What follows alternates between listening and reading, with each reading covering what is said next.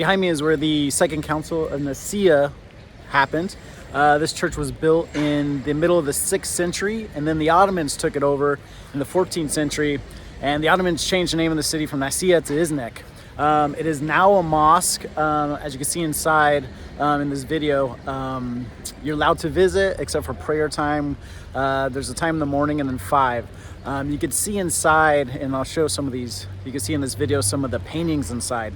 One of the main topics for the Second Council of Nicea was idols, bringing back idols into the church. Idols, not really worship, but idols, reverence. How do idols play an important role in Christianity was decided in Iznik, Turkey, known as Nicaea to the ancient Christian world. And as my first video, the last video, talked about the first Council of Nicea, where they discussed Jesus and God and kind of the Trinity, and they made Jesus a God. They decided Jesus was a God.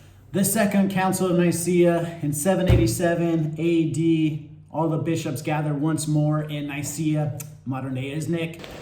Now, how is the town of Iznik? Awesome town, a lot of history, Romans, Ottoman Empire, got Constantine, First, Second Council of Nicea.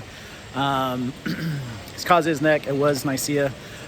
Lots of friendly people, lots of good food. Very cheap in the winter, as you can tell. I am here now, but just an awesome town. I strongly recommend visiting it. Yeah, people are cool. You could drive through, but streets are crowded in the center, but I recommend parking on the outskirts and then coming in. But Iznik, definitely a cool spot. They met at the Hagia Sophia. I don't know how to pronounce it, but something like that. Hagia Sophia, which means holy wisdom.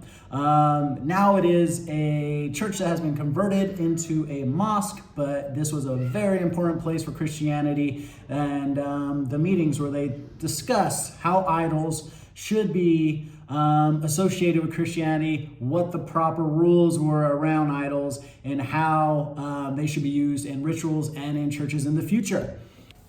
Now, the church was built in the mid-6th century, and it was, due to the Ottoman Empire, was converted to a mosque in the 14th century. Iznik, Nicaea, as some will call it, is a cool little town. Is a cool little town, and by small, it's really not that small, but not a huge city.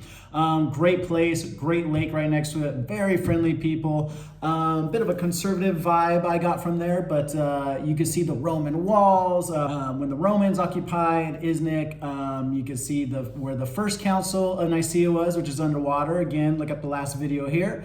And then the Second Council's, the current mosque. And you can visit where the Second Council of Nicea was held, the old church, which is now a mosque, and you could enter it, but then you could take videos and pictures. You can see some old paintings still on the walls, which is really cool. Just don't go there during prayer, which is 2 to 3 times a day, I think. I think the later one starts around 4:30 p.m. That's when I was kicked out. But you can still walk around the area and wait till after prayer and enter. And it's pretty cool if you're a history buff, just kind of check out the inner side of it, as you can see here.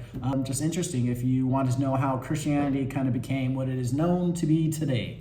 Now, during this time, the Byzantine emperor was Constantine V, and he was very, very, very against icons. Believes you should bash them, throw them on the ground. Iconoclasm, they called it. His father, Leo III, was also very against iconoclasm, but not as much as his son, Constantine V. Constantine V had reasons for this, we'll get into later. An interesting thing about Constantine V is he had a nickname, shit named, or something like that in Greek, because when he was a baby, he was being baptized to get his name from God or the church, and he defecated shit in the water, and that was a bad first impression for him, and he would be called that by all his opposition for many, many, many years to come. Why was Constantine V so against icons? Well, Leo III, his father, when he gave up the throne, passed, Constantine V obviously was going to be the next, but also Leo III had a son-in-law who helped Leo III a lot in his campaigns, and so there was a bit of a battle for the throne. And at the end of it, Constantine V won, and he blinded his brother-in-law and all his children. So his niece and nephews he blinded. Now, Constantine V's brother-in-law, Artabazus, he took over the capital of Turkey for a while, modern day Istanbul, and he allowed icons to be present. He was against iconoclasm, the destruction of icons, and brought it back into the church. So when Constantine V later defeated him and blinded him and his kids, he now was so against iconoclasm, or so against the worship of icons, I should say rather, that he really went after the Christians or anyone who had these religious icons.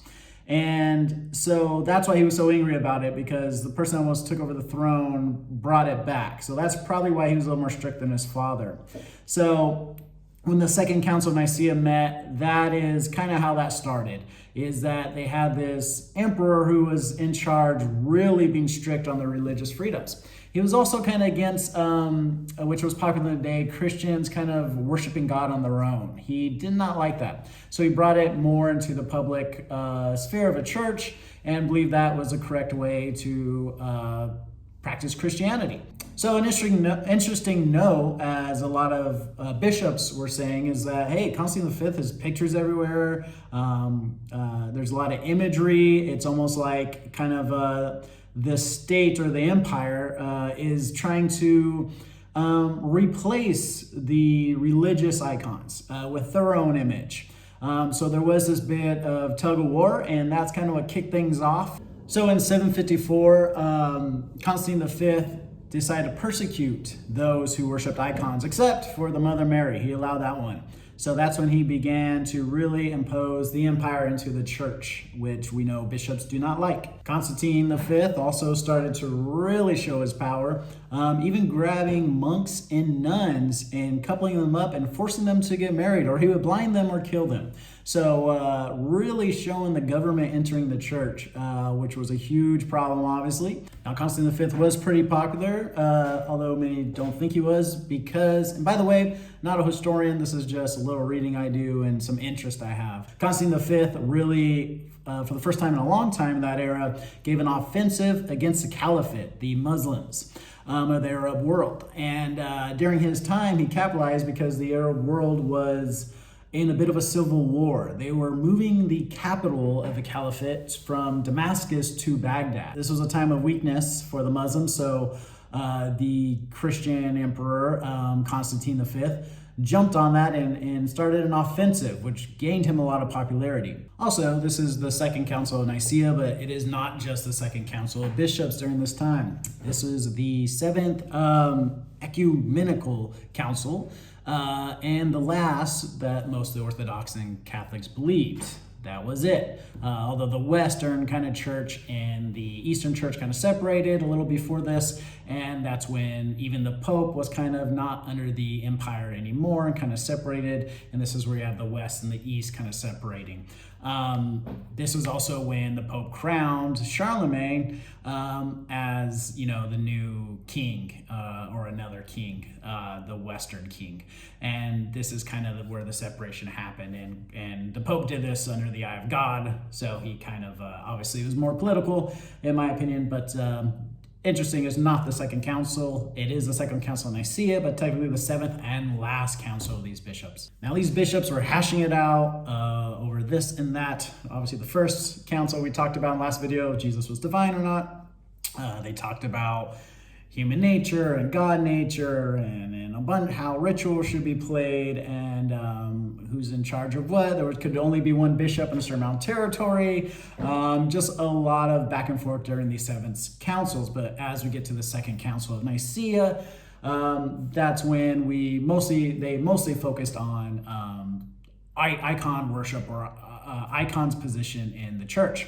So in 787, all the bishops of the known ancient world, again, that's Southern Europe, the Middle East, and Northern Africa, gathered to hash this out, much like they gathered in the First Council. Now, the church, the Hagia Sophia, which is located in Iznik, Turkey, which used to be Nicaea, is only, I think it's maybe a mile away from where the First Council is believed to be found, which is under Lake Iznik. Again, first video here, but just very interesting, very close to each other, and hundreds of years apart. The First Council was in 325, and this one's in 787. So hundreds of years apart. Yeah, 400 years apart. So 300, 400 years apart, do the math, but also half a mile away from each other. So very interesting. Now again, Constantine V's father, Leo III, was the first to practice iconoclasm, which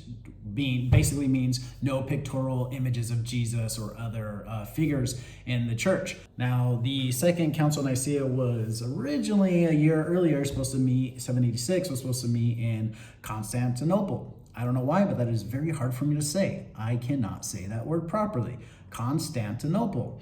I have it written down here in front of me, and I have to read it that way. Constantinople. See, that's how it comes out of my head, but Constantinople. So anyways, they tried to meet there, but the military guards there rushed in and separated because obviously they were the emperor's guards and they were against icons. So they disrupted it. So therefore they moved in 1 year later and had the Second Council of Nicea to discuss how icons play a role in Christianity, because icons were very popular in the Christian world. And in a later video, we're gonna later visit Cappadocia in Turkey and kind of talk a little bit about icon worship there, which was really popular, and how they had to hide, literally hide in these caves. Now, let's talk specifically about icons during this time. Icons were not just image, let's say, of Jesus, icon of Jesus, but it was the spirit of Jesus was in that icon. But you shouldn't worship that icon. You should give it respect and veneration, but you should not worship it as Jesus, even though it had the spirit. Again, maybe someone's a little more smarter in history than me, but this seems pretty confusing to me. But I did not grow up with icons in the church. I just grew up in a plain wooden small church in a small town. Interesting. Also, I'm not religious, so this is definitely, I don't have a stake here. I'm agnostic. I grew up Christian. I don't know if I fall in that category now, but I do think Jesus was a kick-ass dude. Don't worship the icon, but the icon did have the spirit. It was basically the Bible for the eyes, they would say. So the Second Council of Nicea and the 300 or so bishops that met decided that it's okay to have icons and paintings and pictures of Jesus and other Bible folk, but it should not be worshipped. And they made specific rules. You can look deeper in that, but basically that's the gist of it.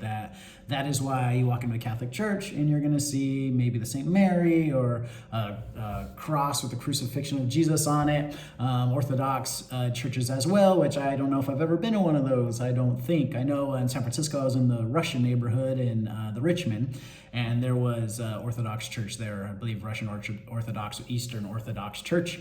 I never went inside, but they seem a lot like Catholicism, a lot of robes and big hats and such. I don't know much about that, so don't take my word for it. But yeah, so anyways, icons are good to go thanks to the Second Council of Nicea and the last Seventh Council. So all these kind of bickering back and forth of bishops and also another big play for bringing icons back was a couple, I believe, I might have this the opposite, but I believe a couple defeats of Islam. So maybe bring back those icons and we could really kick their butt, although Constantine V was doing a great job on the offensive front and even entered Syria and took over the town his father was born in and other places. So very interesting. Second Council of Nicea in Iznik, Turkey. Check it out if you're around. It's a cool little town to visit, and you can see, the first council ruins. You're gonna have to have a drone probably to see it, but maybe on a clear day. One day I'm sure they're gonna have boat tours. I don't think they do now, but anyways, pretty cool. Go back to your religious history. Also check out the Roman walls. As you can see in this video, I'll put them in here. They have 4 gates that you could check out. Pretty cool to walk around those. And people are awesome. People are really cool. There is a wooden house on Airbnb you should check out. I'll leave the link to that house that I stayed in, which freaking awesome host, does woodworking, makes you feel at home, and it's a big space with a nice little fireplace in the middle of it, keeps it nice and warm. But Iznik, people are great, people are wonderful. And by the way, just to talk about Turkey, things I love about Turkey is they take care of their animals. You'll see dogs and cats everywhere, and it's like the town or city's dogs and cats. Local shop owners feed them, store owners feed them, the local people buy, pet them.